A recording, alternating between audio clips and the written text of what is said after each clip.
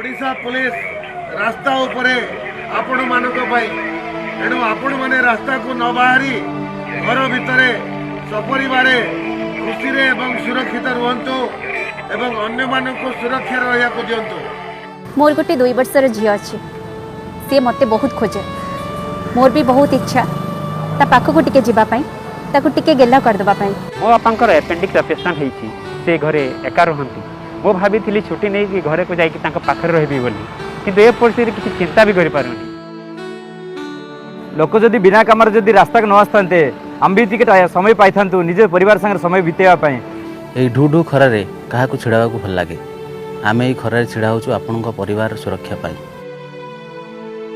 घरे मोर वृद्धा माँ जहाँ का बयस 73 वर्ष किंतु मु तांकु देखा करिया जाई पारुनी। लोक मान सेवा करने चाकरी करूँ आम लोक मान लोक मान धन जीवन रखापी आम 24 घंटा ये सेवा करूँ आपण मैंने टिके घरे रहिले मो वृद्ध बापा माँ को जाई देखा शुणा करि परिबी। जदि आपण माने घरे रही पारंते ताहले मो झील को टिके जाई देखि पारंते। आपण मैंने जब घरे रे मो बाबा पाक जापर जदि आपण माने घरे रुहंते मु मध्य मो माँ को देखा कर जाई पारंती। Please follow lockdown. Please stay home. Stay home. Stay safe. Stay home. Stay safe. घरे रुहंतु सुरक्षित रुहंतु।